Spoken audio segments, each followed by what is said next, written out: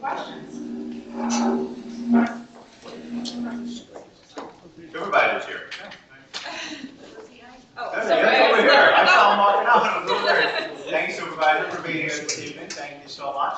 Thanks, everybody, for coming out, continuing our town hall meetings, as we're always committed to doing. Sorry, a couple minutes behind. We're just over in Wellsville at a meeting over there with Jones Memorial, so stopping in to see the folks at the hospital and ending here this evening with all of you. And maybe just a quick update, as we always try to open up with what's going on in Washington. I'll be returning to Washington tomorrow. We have an issue of funding the government. I think we're in a good position to avoid any type of shutdown. I was talking to some folks this afternoon, getting some reports of where we stand. Probably the most likely scenario is there will be an opportunity to put together a deal in regards to some border security measures, some funding on that front that will get us into the January timeline. It looks like it's going to be a shorter timeline than any type of continuation to September on the Homeland Security lines. Now, for a lot of background purposes or for informational purposes, 75% of the government is fully funded into September of next year. What we're dealing with is about 7 of the bills, which represents 25% of the discretionary spending that we do. And so that piece of the puzzle is what we're negotiating over in regards to a package to get to the president's desk. And the whole heart of the debate, as you're reading in the news, is about the wall, about the border security. That is the issue that is causing the divide. And I think some folks have recognized that getting out of D.C., avoiding a shutdown, getting some money for border security, which includes a wall, which includes some fencing, which includes some technology, which includes some other resources to secure the border, is kind of where that position will end up. And hopefully that is what the case will be come Friday. Some other updates. We got a farm bill done. Farm bill for 5 years. It now has set the farm policy for America, which was a good, hard-fought negotiation. We had some major reforms in the dairy industry in regards to what is known now as the Dairy Margin Protection Program. That is kind of the backstop for dairy policy, so that when the market has these reductions in prices and margins for operational purposes, there will be reforms in that program, especially for our small to mid-sized farms, which many of ours in the district are of that size. We're talking 200 head and above, but not the mega farms, which you see out in the Midwest. Some additional reforms so that people can have access to those support networks in a way that financially is feasible. We also got some resources dedicated to broadband, which was important for the district. We also saw some additional crop specialty reforms, which is something that many of us in the district keep an eye on because of what goes on from Cornell Cooperative and some things that they're doing in regards to some cutting-edge, innovative programs in the agricultural community. So good news on that front. We did not get the full work requirements that we were looking for. I support work requirements across the board in regards to our welfare programs. I think we should have work requirements that can be satisfied by obviously getting a job, going to school, or volunteering in our community, even open to that as a compromise position. We weren't able to get to that in the Farm Bill, which is the food stamp program, but we will continue to work in other areas of the welfare program to see where we can get some work requirements put in place. To me, that is a common sense type of position to take. When we have government programs, we should make sure the programs are doing whatever they can possibly do to get people on their own 2 feet, teach them to fish rather than give them just a fish for the day. So we'll continue that. One other piece of good news that we are very happy to be part of. We in the Problem Solvers Caucus, which is a group of bipartisan members that work together on a regular basis, were able to secure a commitment to reform our rules of the House. Many people probably have no idea what that means. Many people have no idea what the rules of the House are, but essentially it's how the House operates, how the House governs. And what we found This started probably under the Newt Gingrich and then the first Nancy Pelosi era, where power in the House was concentrated into the Speaker's office and our leadership offices. So members who had initiatives couldn't get an opportunity to get to the floor because the rules of the House, or how we were governed, or how we set the rules of the road, if you would, prevented that from happening. And that is something that has been happening for decades over time. And so with these rule reforms, essentially what we did is we pulled some authority and power away from the Speaker's office, away from our leadership offices, so that we have some paths now to run as members to do things in a bipartisan way, so that it doesn't have to be blessed from the ivory tower, if you would, and that we can actually do some things that encourages more open and honest debate in Washington. That was a huge success. That was a big change in policy, and I will tell you, it was fought against tooth and nail. Kudos to my Democratic colleagues because of the shift in the majority, where they stood firm in regards to this. Same thing was teed up and ready to go on our side if we had kept the majority. And so the bottom line is, working together, we were able to get those rule reforms done, so that now we have more of an opportunity to bring some of this consensus type of governing to Washington. So that being said, that's a quick update from Washington, and we've got a smaller crowd tonight, so I'm sure we're going to cover a lot of areas, and look forward to the input. We do have some written questions. I do just want to mention one thing for Supervisor Smith as well as the fire department here. We did have to change the night from tomorrow night to this evening, so I want to thank them for all being accommodating, because Tom does have to return to DC tomorrow afternoon. So in case anybody's wondering why we changed the date, we didn't want to cancel the meeting entirely. So we appreciate you guys showing up, and I'll be here tomorrow in case anybody shows up tomorrow as well. So we're going to jump right into some questions. We have Steve here in the front, and he wants to know, obviously in the state, we changed to entirely Democratic control. Yeah. They're going to jump into potentially passing single-payer healthcare, New York Health Act. And he wants to know your thoughts on that. So, obviously, I am opposed to a single-payer healthcare system. I remain opposed to it. I think that is way too much government control over healthcare, and it uses the only tool to contain costs that a single-payer system that I see will deploy, and that's government control and government mandate. To me, that's not a way that's going to provide for long-term vibrancy in the healthcare market. We need to unleash more power in the market. We need to bring transparency. We need to empower patients and doctors. So, as to the state, obviously that's their prerogative.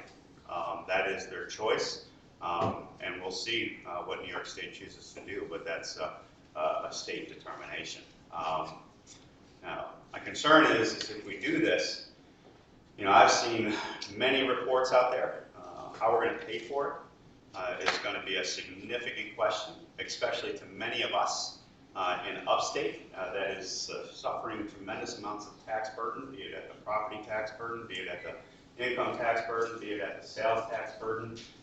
To cover this type of expansion of government-run healthcare in New York State doesn't help us attract new opportunities and new businesses, and it does not help with the crushing tax burden that we already suffer from here in our communities. So I am opposed to it, weigh in opposition to it, but ultimately it's up to the governor and to the state legislature to decide, and that is their prerogative.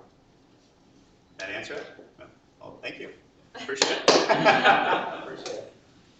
And continuing on with the theme of healthcare, health insurance, and healthcare delivery here, actually. Barbara, here in front row. It's a little bit of a lengthier question. I don't know if you want to ask it yourself, but it's about combining. Right, he can read my paper there. Okay. And answer it according to the time. Sure, it's about combining services between some of the hospitals and how we right now have separate systems, and combining some of those systems and summarizing them a little bit. Okay. So that we would have a cheaper delivery and less CEOs and so on. The healthcare facilities under one umbrella with the med records and the administration office.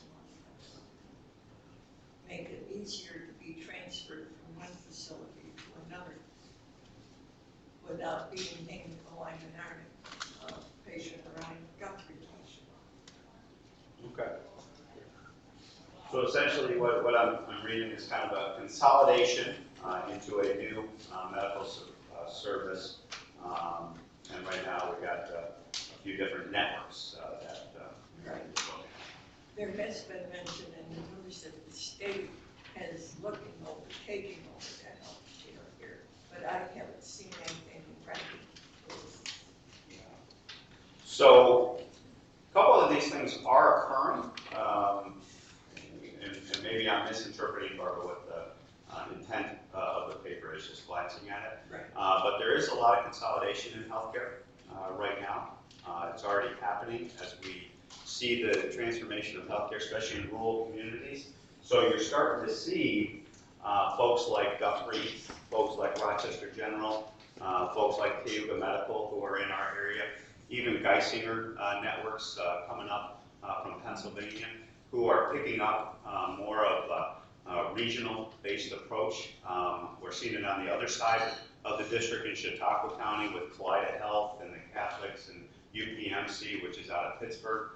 So what they're essentially doing is trying to consolidate their networks into a larger consolidation, and then kind of have a spider web type of delivery of healthcare, where you have some of the stuff shared amongst the different new networks of provider.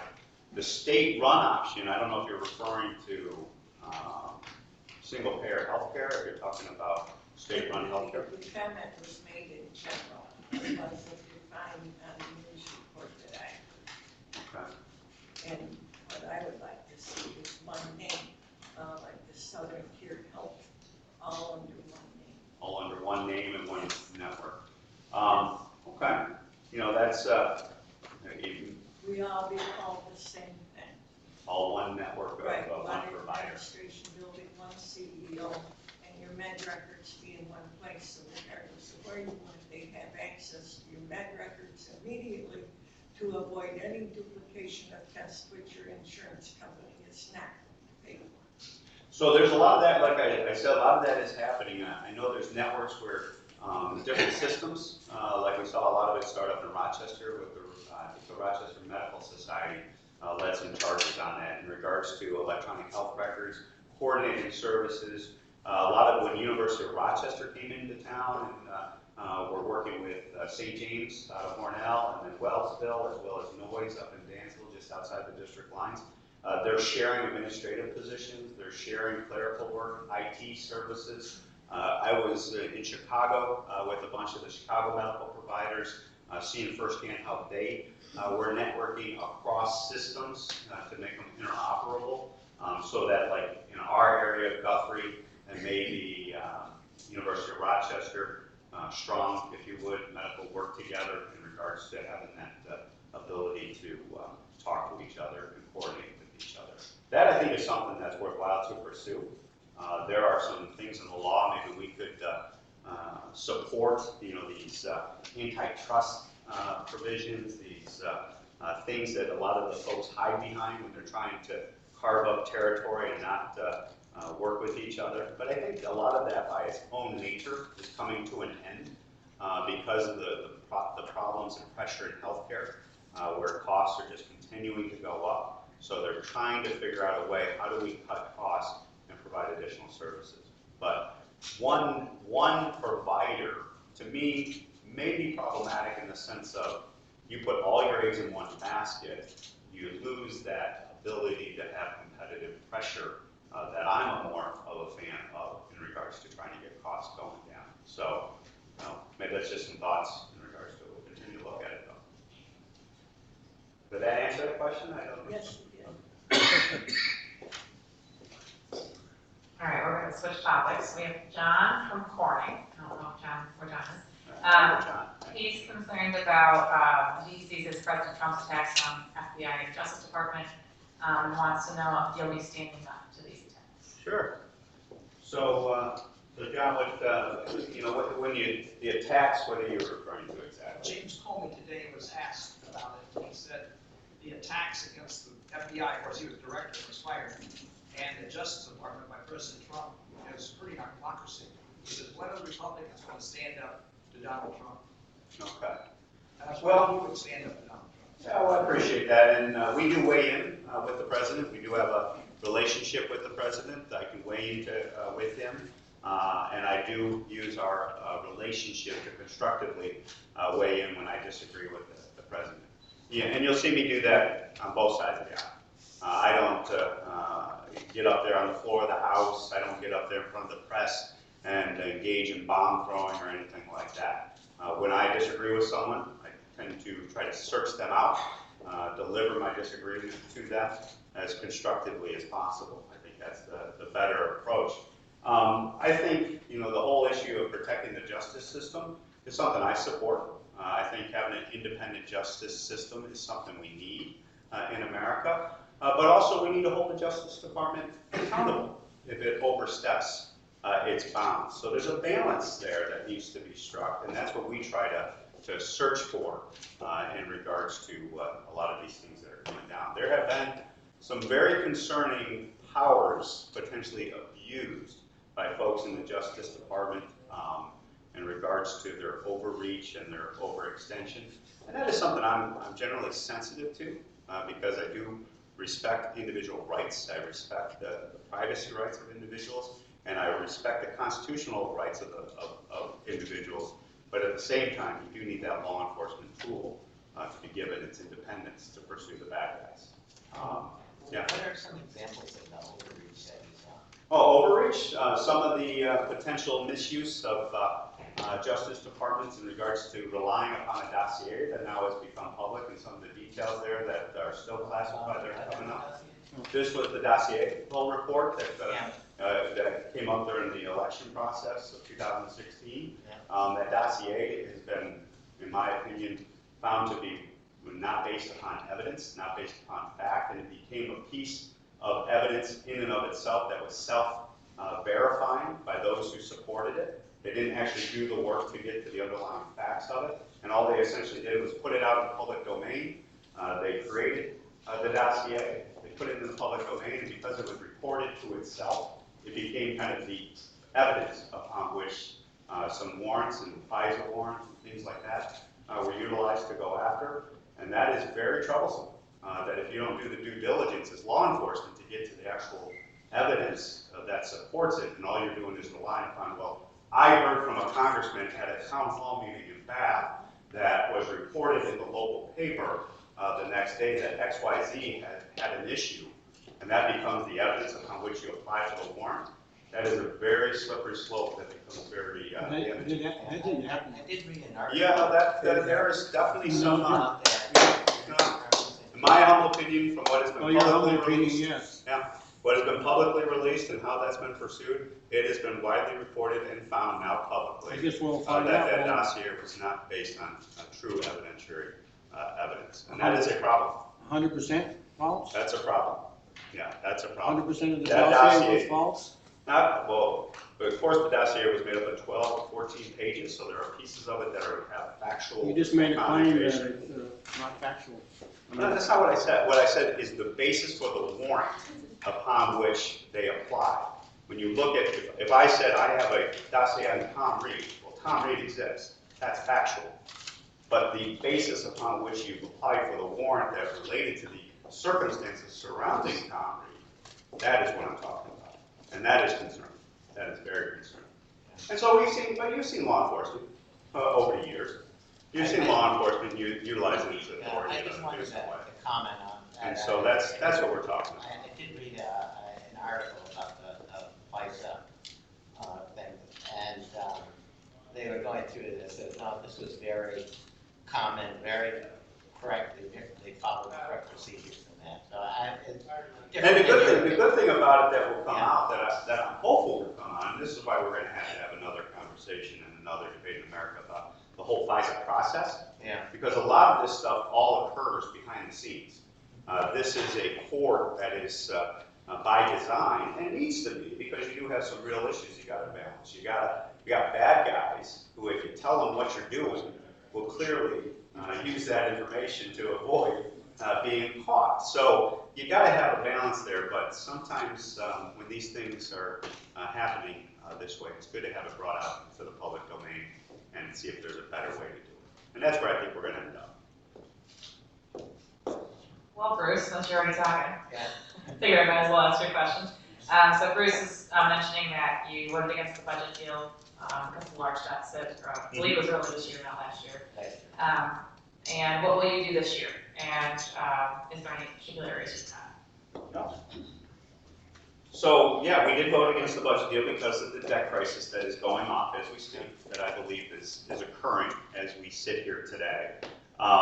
So it depends on what the budget is, if there's a budget deal to be had, where the numbers come down and what we're prioritizing in the funding. Now, just so we're all on the same page, I mean, when you look at where we are at deficits every year, does anybody have any idea vis-a-vis how much we spend total, how much we're really talking about in the budget deal? Anybody have any ideas? What do you mean? Well, relative, so like the budget deal that we were talking about. Budget deal. Yeah. So in the budget, the spending deal, like the 25% that we have right now. I Right. mean, if you look, we usually have that pie chart, and I just, okay, got the handout. Okay, the handout's here. So I think last year we spent about $3.9 trillion, and the budget deal, total for the whole federal government. Thank you. This is helpful. So for the whole federal government, we spent about $3.9 trillion, right? And the budget deal that we're talking about typically is about $1.2 trillion of that $3.9 trillion.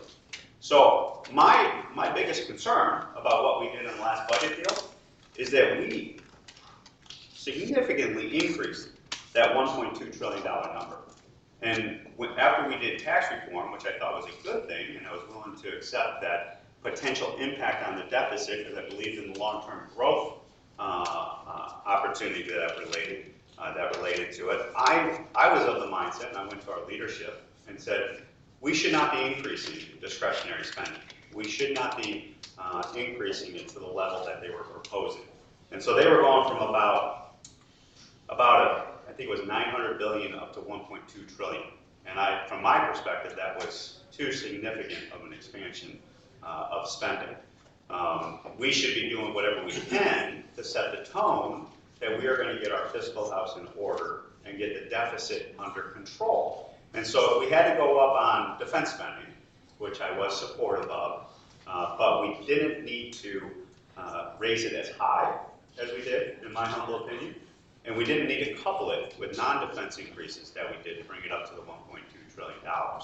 So that opportunity came and went. The decision was made to do that, and they did it.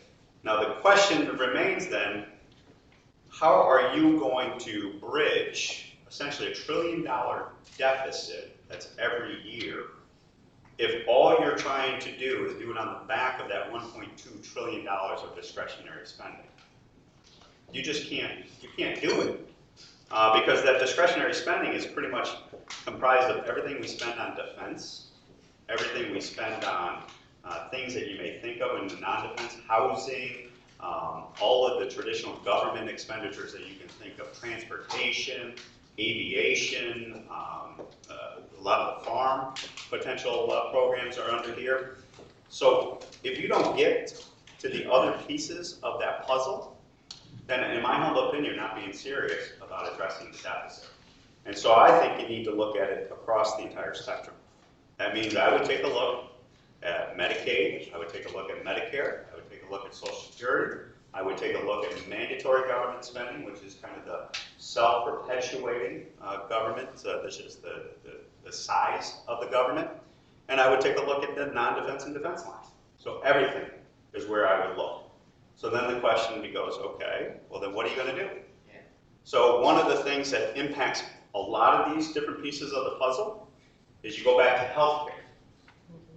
Healthcare costs. I'm not talking about health insurance costs. I'm talking about healthcare costs. If we at the federal government can start adopting policies that get healthcare costs going down, now you're impacting everything across that $3.9 trillion other than interest, in my humble opinion. Interest on the debt is just that credit card payment. Everything else gets potentially reduced as a result of it, potentially. And so I'm very interested in finding where I think the top area we could go to get the deficit under control is how do we get healthcare costs down? So how do you get healthcare? So that's a great question. So I think you bring more competitive pressures into the marketplace, and you also bring it into the public marketplace. Drug pricing is a great example of something that we could potentially utilize. Speeding up access to generics into the drug marketplace.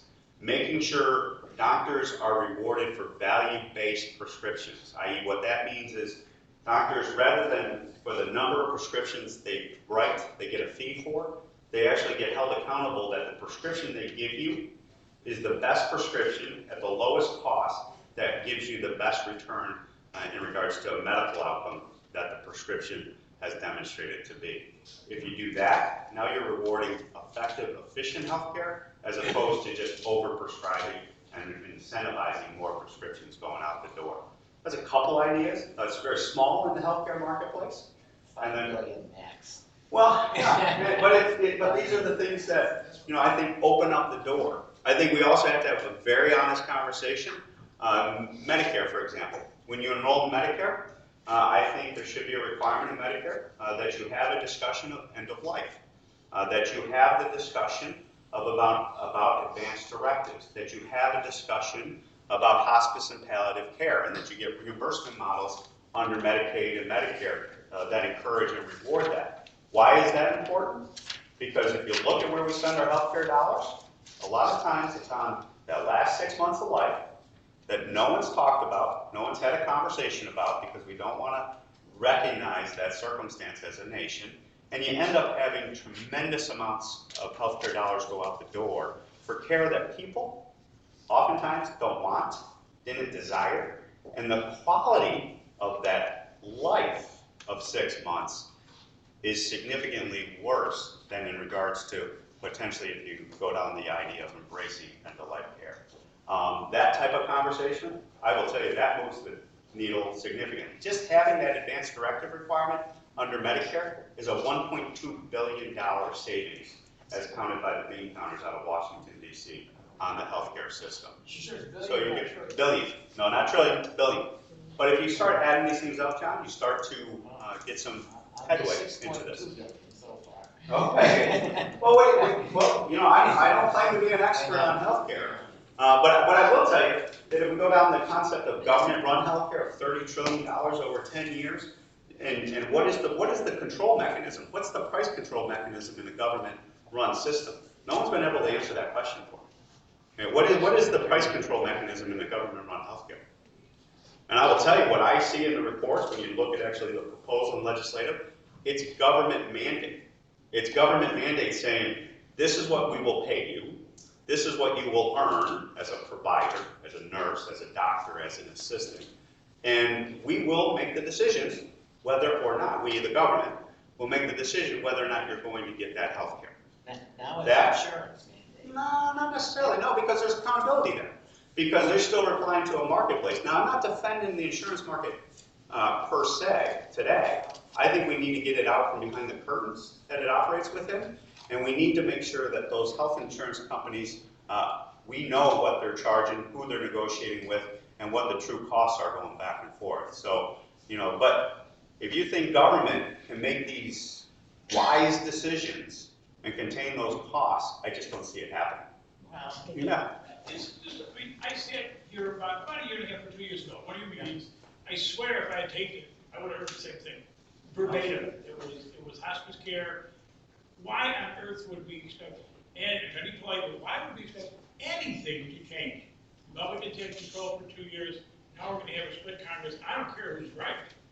Why would anybody expect anything to change in the healthcare market? Because it's breaking. Well, it was broken. Wait a minute, Yeah. It was broken 8 years ago. Yeah. When the Democrats took over, tried to do Absolutely. something. It came in, the Republicans spent, and I like to think that I'm kind of in the middle. Yeah. And the Republicans came in and said, we're going to fix this. You told me, politely when I asked my question, that you had a three-pronged approach. And part one was repeal and replace, and then there was part two and part three. And by now, within a couple of years, we would have more people insured, we would have costs be going down, and coverages would be there. I don't see that article in the paper anymore. Yeah. So I'm being fight again, but I can't imagine why anything is gonna change. Because what has happened in healthcare, it's become politicized.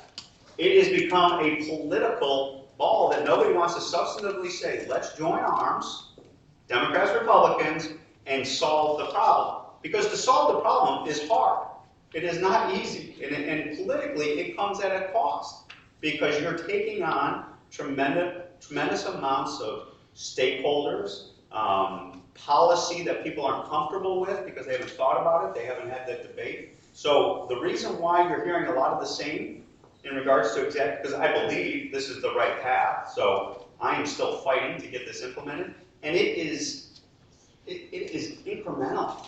It is inches. This whole idea of we adopt Obamacare, and that's going to solve the healthcare dilemma in America, and then all of a sudden we're going to repeal it and go over here. That is really not the way, in my humble opinion, to set healthcare policy in America, or any big ticket items of policy, because you're zigzagging, and you're talking trillions of dollars that is trying to follow this different path of policy that is being initiated. So, in my humble opinion, you have to join arms and move the needle slowly but surely in the right direction. And to me, the right direction is under a market-based system. Some folks want to go all in, government control. That's really the two decisions that we're facing in going forward in healthcare costs for the future. And so why is something going to happen eventually? Because the healthcare system cannot continue as it exists today. You also got a situation that's happening with the court system. So this court case in Texas goes all the way up through, and you start pulling out prongs of the existing system, you're going to have chaos, to be perfectly honest with you. And so why don't we see that coming? Why don't we, as a country, Democrat and Republican, say, look, where can we get these costs going down? That's why, so take a political issue that's become political, tort reform. Do you really think tort reform is not a problem in America that we should not confront? Is it going to solve all of the problem? No, it's not going to solve all the problem, but it should be a common sense type of position where we can say, you know what, if somebody brings a frivolous lawsuit on a medical claim, they should be held accountable and their law firm should pay for it, the loser pay type of system, or whatever reform in the system you want to advocate for. Why can't we agree on that? Because I don't think many people will say that frivolous lawsuits are not a problem in America. I would just say that's something we could agree upon. So why don't we start there? Why don't we start there? Because if you go down the avenue of tort reform, it becomes a political football between the plaintiff's attorneys saying, no. I make a tremendous amount of cash off this. And then you got the other side that says, well, this will solve all the problems, so this is all I want to talk about. And it's much deeper than that. And that's where any ideas you got, we're always interested in them. But those are some offers that I would tell you that we're thinking about. It's a free-for-all at this point. I'm out of written questions. So Good, we followed all the rules, so that was good. Let's have some fun here. Actually, I worked in geriatrics for 20 Okay. years, okay? Perfect. And one of the things that happened during that time was a policy got instituted that if a person didn't have a spokesperson for them, then if there was anything that could be done to preserve the life, it had to be done, okay? When I started in 1974, when somebody came to the end of their life, we turned them, we kept them dry, we kept them clean. When they got really, really dehydrated, we used ice chips. When they could no longer do that, we used glycerin swabs to keep their mouth open. After that policy got instituted about nourishment, they were popping G-tubes, which is a gastric feeding tube, into the patient directly to the stomach. I had a lady that was a patient of mine. She probably would have been dead in a month. She had to have lasted at least 2 more years. And at that time, to keep a person in a facility like that was $5,000 a month, which is peanuts compared to what it costs today. And she didn't benefit, okay? She simply did not benefit by that. So great input, and so you would encourage more. I of want, that. there's, the manipulation is extreme, you know. What happens is they put all these programs in, and we have to comply with them, and they extend life Yeah. unnecessarily and painfully. And so, like, because this becomes a political bomb too, that The goes up. person doesn't have a face to whoever's bouncing the ball around about the issue. You can talk, and then like, so when I advocate for like end of life, I will tell you, we get attacked from, you're talking about death panels, you're talking about not respecting life and things like that. Well, And I say, well, no, what I'm talking about is empowering people. So when we talk about healthcare being empowering patients, this is one of the examples. I want to empower patients, people, to have that conversation early, get their desires in black and white to their loved ones and everyone else, and then when that time comes, because that time will come for all of us. It is just human nature, it's Mother Nature, that is going to happen to all of us. Why don't we embrace this more? we do have the Healthcare Proxy Act. Mhm. Okay, you know what that is. It's everybody here know what it is? Because it's really important. You can get it at the Agency for Aging of the county and office building. But it's a three-piece panel, 3 pieces of paper, all identical, and you put them with appropriate people so you're covered legally for your desires. And then we also say, when you actually look at the studies and you look at some of the people that have spent a lifetime looking at this, or talking to providers or people that are in it, often you'll see that the quality of life that people experience is tremendously better during that, and you actually extend life a little bit more than what the tradition, this model that we have today causes. And you also see reports where folks are no longer, they're not being institutionalized, if you would, they're staying at home, which is a significantly, if you look at quality of life statistics, that's something I would enjoy personally. That's what I envision for my life. But if you look at the numbers behind that, healthcare at home is much cheaper than healthcare in any facility. And that is the foreseeable trend in the future. And this is why we have a demographic. That's why the healthcare numbers too is such an important conversation on the national debt crisis, because of the demographic bomb that's going on as folks are getting older and older in America. And that's where it's a very important conversation. But, well, I was going to email your office for that, but not going to. I have one more question. Well, and the other thing, and this is one that's not as quick, if I can then I'll come back. You know, the reimbursement models in the federal system as well as the private healthcare system, this is something we can maybe, you know, the Affordable Care Act, Obamacare, that I would say is trying to do something positive. Just like pre-existing condition, I think that's a positive reform of the Affordable Care Act that needs to continue going forward. But the reimbursements in where the ACA Obamacare was starting, where you would reward efficiency and quality as opposed to a fee-for-service based system, if you move that number, you're talking trillions of dollars. If you move that number to a reimbursement model that uses market pressure of human behavior to say, I'm going to be getting more financial reward if I deliver care that's more efficient and of good quality, then you get behavioral changes that happen. And that's trillions of dollars. That will be trillions of dollars in my humble opinion. Now you got bean counters that will argue that number back and forth, but I think that would be a significant policy shift that could change things. And what's the law that creates that? So what you would do, you could start under Medicaid and Medicare. Start there, build off the ACA, because that's a government-run program.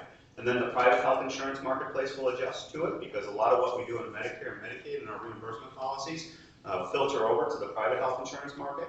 And then you would have the entire market of healthcare in America being driven by a new reimbursement model that would reward and encourage more effective, efficient Is care. that in Medicare and Medicaid? No, Medicare is still pretty much a fee-for-service based system. Medicaid is, at its heart, still a fee-for-service system. There are some things that they're trying to do in regards to pilot programs and some changes on the margin that are trying to get into value-based reimbursement policies, but at its heart, it's still a fee-for-service system.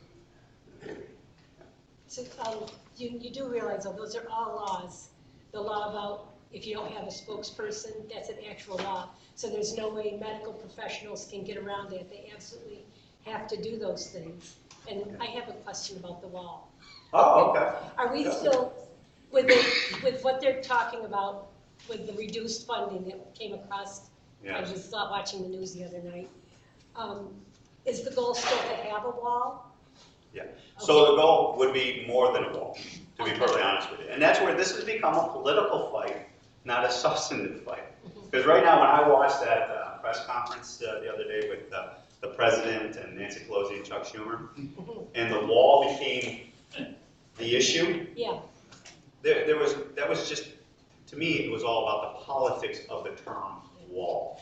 See, and that's where, if we stay on that, we're never gonna fix this problem. yeah. So, Because it's just gonna be, so we probably won't have a physical wall, or we might have a physical. what my humble opinion, where I think the funding's gonna end up and where we see this go over the long term, if you would, is you will see a wall Uh-huh. with, in areas where a wall makes sense. You will see a fence where a fence makes sense. You will see areas that maybe don't have any structures because Mother Nature takes care of it, either a lake or a river or something like that. You will also see things with new technology being deployed. Drone technology, sensing technology, because not only do you have a problem with people coming over the border, you have people under the border coming through. So I think what you're going to see is a mixture of those items being spread across the thing. And when you talk to the folks, when you actually go to the border, when you talk to folks and you talk to people that are living there, you talk to customs agents and law enforcement on the border, they'll tell you, sometimes we don't need a wall. We don't want a wall because we want to see what's on the other side. We need people here. We need technology here. And that is where the term, maybe it's a compromised political term, maybe we can get to as a win, is border security. And that's why when the president was in that conversation, if you saw what he said very closely, he said, I will shut the government down, or I will shut the government down for border security. That was an opening. I took that as an opening. And many of us who were watching it very closely said, okay, there's a compromised position to be had there. And I think most Americans would agree with that sentiment. And don't lose sight of border security. We're focusing all on the southern border. Border security is bigger than the southern border. Northern border and ports in the coast. Because the threats that want to come to America are not just coming from the southern border. They're coming from all over the entire country. Does that answer the question? That answers it, and thank you so much for the personal time you spent with me. I appreciate it. No doubt. And that's why I think we end up short term to get us through the next couple of, through this month. And then longer term, that's where this is naturally going to go. But if they dig in, then I don't know where it's gone. Yeah, John. Yeah. The last time I heard you speak to the Corning Rotary Club was the time that they're getting ready for the tax reform bill. Yeah. And I asked you, how can we reduce debt and reduce taxes? You said, John, you just don't understand. Well, today, all I understand is over $1 trillion additional debt due to the tax reform bill. Answer me how it's going to benefit. So, John, let me ask you, what did revenue do? What has revenue done in 2018 with the tax reform bill being on the books? It's gone up, and so is debt. Revenue's gone up, right? Revenue has gone up about 2%. So you got more cash coming into the federal government as a result of tax reform. So more money's coming into the coffers. What happened to spending? Went up. It went up 7%. And so when you look at those numbers and you compare the two numbers, we got more money coming in. So it tells you, if you're looking at the numbers, spending is causing this deficit problem. Spending is the issue. We have growth now of 3% plus or minus, which is a significant victory to go. And so if revenue is going up and you still have $1 trillion deficit, spending is where we should be spending the time. And that's where I went to our leadership and I said, look, we should use this, even though it's 1/3 of $3.9 trillion that we're spending, we should at least start there and keep our spending under control in those discretionary lines. And then we can build into the other pieces of the puzzle that are there. One of these pieces of the deficit that's happening as we speak for 2018, John, this piece right here, this interest piece, That's going to grow. that is already going through the roof. Because as interest rates are going up because of the Federal Reserve, that's going up by hundreds of billions of dollars just because number of the interest rate is going up. That's why when I say the debt crisis is going off, it is going off as we speak. Some of the people are saying, oh, the debt crisis is happening in the future. It's happening now. And so that's where I still contend that with the economic growth that tax reform unleashed, we had an opportunity, and the mistake we made was we did not learn the lessons of Ronald Reagan after he did tax reform.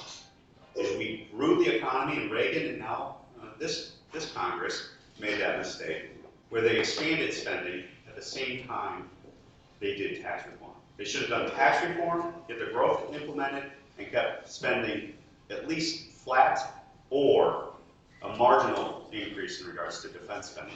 We work through the budget. Where's the additional revenues coming from? Growth. Growth, because more people are working, more people are in the system. When unemployment goes from 4 to 4.5% down, or 5%, 4.5% down to under 4%, you're talking billions of dollars, trillions of dollars of additional revenue coming in over time. But you had, I'm going to say, many more billions in terms of the cuts, the corporate taxes and the income tax. I just find it unbelievable that income tax, the revenue from income tax is more now than it was before the tax.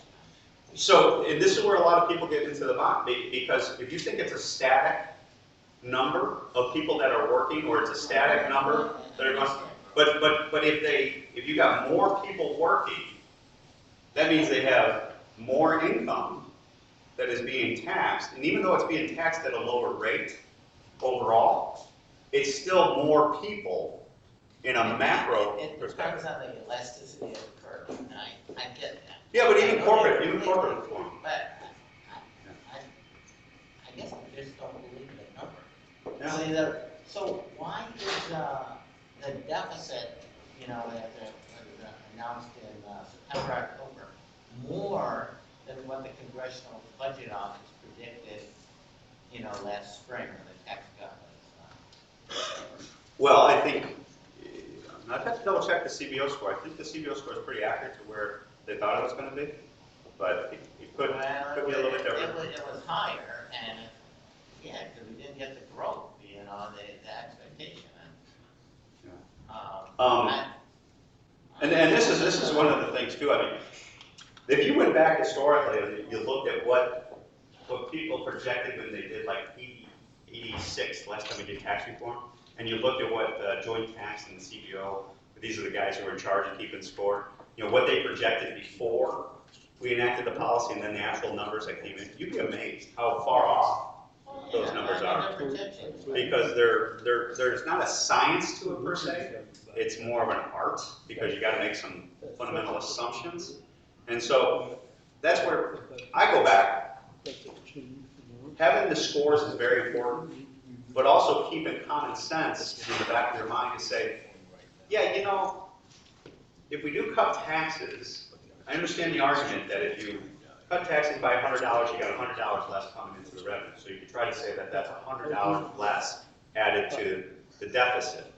But if I cut taxes, and more people are then going to take that money of $100 and buy a car, or I shouldn't say a car, buy another trip to the store. That's going to have a multiplier effect on the economy, that you're going to grow the economy, and then there's going to be more people in that chain that a little bit more money comes in. It might not be $100, but it'll be $20, $30. And you multiply that by 300 people, now you come out net above. So it's a fundamental debate we have in DC all the time. How much does growth add to the numbers? How much does spending add to the numbers of the deficit? But in the last fiscal year, we got more revenue. We have in 2018. 2018, the tax cuts went into effect January 1st, 2018. So theoretically, you would have less revenue coming into the coffers because people are paying in each and every paycheck, each and every quarter, each and every. But the revenue from income tax has gone up. Has gone up. Has gone up because you've had that 4% growth that is showing the economy going gangbusters. So that's why growth is a key component to this national debt crisis. Spending that is the one that we still got a lot of work to do. I think a real simple-minded question I have. I'm old enough that I remember once that we had a positive budget flow, and that was back in Eisenhower's administration, and one more time, the last year of Clinton. Mhm. Why can't we go back to the tax structure that worked in those years and start reducing this $21 trillion in debt there? It's Mhm. frightening. I know he was worried about the debt. And I'm with him on this. And that's where Clinton had the benefit. He had an expanding economy. Yes. And that's what really moved the numbers. So if you can get that growth under control, that's huge. And that's where we have it right now. Was that Newt Gingrich that helped him out on that? What's that? Newt Gingrich, wasn't that the one that helped him out on that? They were cutting some deals, they had welfare reform, they had some other issues. They had some very good policies where they came together. And that should send a message to all of us. The best policies are the policies where we come together.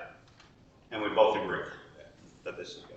We have time for one more question. I think I saw this, there's two, we'll take two, the gentleman here and then the gentleman. When you're saying you've got to control the debt, don't you folks in Congress vote on a debt limit every so often? I mean, I haven't heard that lately, but Yeah. it seems to me you should be setting that debt limit and living up to it. Yeah. I mean, So- if you've got a certain percentage that you're saying, that we've gained, why don't you set the debt limit for that? Make use of that, put it back. So this is going to be a great question. This is a great question that's right over the horizon because the debt limit's probably going to be broached probably in the spring of 2019. So the question, because we haven't gotten spending under control, you're still that deficit is just ballooning and ballooning and ballooning, and as interest rates go up, it's ballooning and ballooning. So the fundamental question is, what do you do when you get to that debt limit? And there's two things that are going to happen, in my humble opinion. This is just my opinion. I'm ready to take it for what it's worth. We're going to get to a debt limit that is not set by statute. And what I mean by that is there is going to come a point in time where we're going to get to that debt limit that's $21 trillion, $22 trillion, where folks are going to say, no more. No more. Or, so they won't lend to us anymore. And if you go to the Federal Reserve and you see how the debt actually works and how they sell it, we're selling a lot of debt to ourselves right now, just to be perfectly honest with you. That doesn't last too long. People will start to lose confidence in the economy. So there'll come a point in time where people say no more debt, takes care of itself. The other thing, so that's one scenario, where we just can't find anybody to lend us any money because, they say enough is enough, and then people start seeing that we're lending to ourselves and they'll be like, that ain't gonna work, I'm not having any confidence in that. And so that could be the beginning of it. The other thing is, if inflation takes hold, you are gonna have a significant debt problem quickly.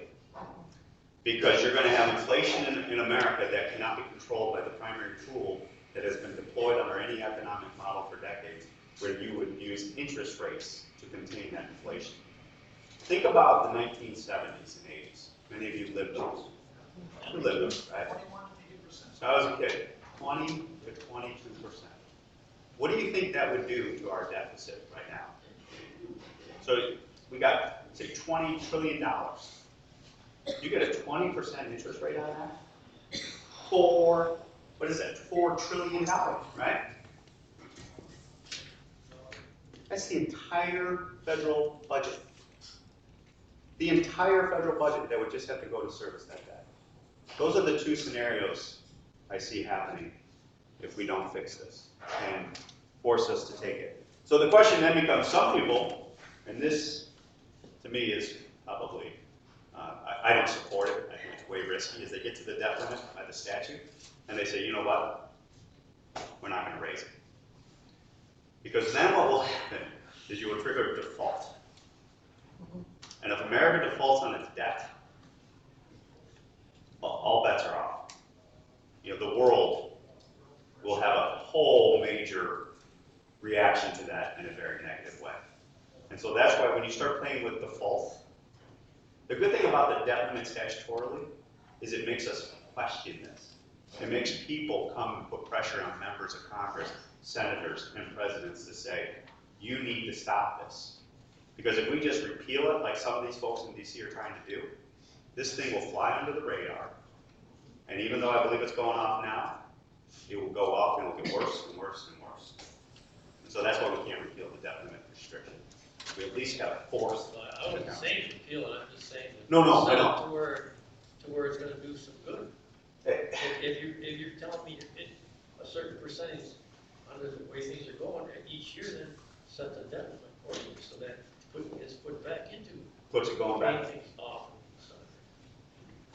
The other thing too is I don't know what the Federal Reserve hasn't set it right now, but you get down to where the Federal Reserve is only allowing 1 or 2%. Nobody in this country is saving money. There's no way to make money except maybe in stocks or property, unless you go out and work. But once you retire, or your money's never going to work for you. There's no savings anymore in this country because that federal. And what are you going to do when you get down to 0%? Then how are you going to control it? And that's where we were. And we're very close. And we're very close, and that's where we've been for the last 8 years. And now as the growth takes off, and inflation starts taking off, and you ticking up interest rates, and you as a retiree, that's when you typically would cash in. Because of this debt crisis box that's going on as we speak, they can't raise rates. Yeah. So this is all coming to a head. This is all going to be within our lifetime. This is all going to happen on our watch, and that is where we got to confront it openly and honestly. Last question. I would like to know, are you people gonna look into the Bufa issue and Aetna and all the other ones that's supposed to be not medically necessary? I didn't follow Not that. medically necessary, so Obama put in the federal employee health benefit to like a junior exchange, Okay, like maybe. a sex change, All right, like a man, I'm not- like a man wants to be a woman, and a woman wants to be a man. Oh, There were some plans on the federal health insurance that increases insurance premiums a lot because they require, Trans- Obamacare transgender required a lot type of of things that reassignment. we don't agree with, Okay. and that's one of them. So I don't know the answer to the, where that's at right now. I told the secretary last time about that situation. I told her against that idea. Okay, okay. Well, let's continue that conversation. I can get a little bit more detail for you exactly where that's on, going on from a policy perspective. Okay. Okay, 8:10. I appreciate everybody coming out. Merry Christmas, Happy New Year. Doors always open. Thanks so much for coming. Thank you.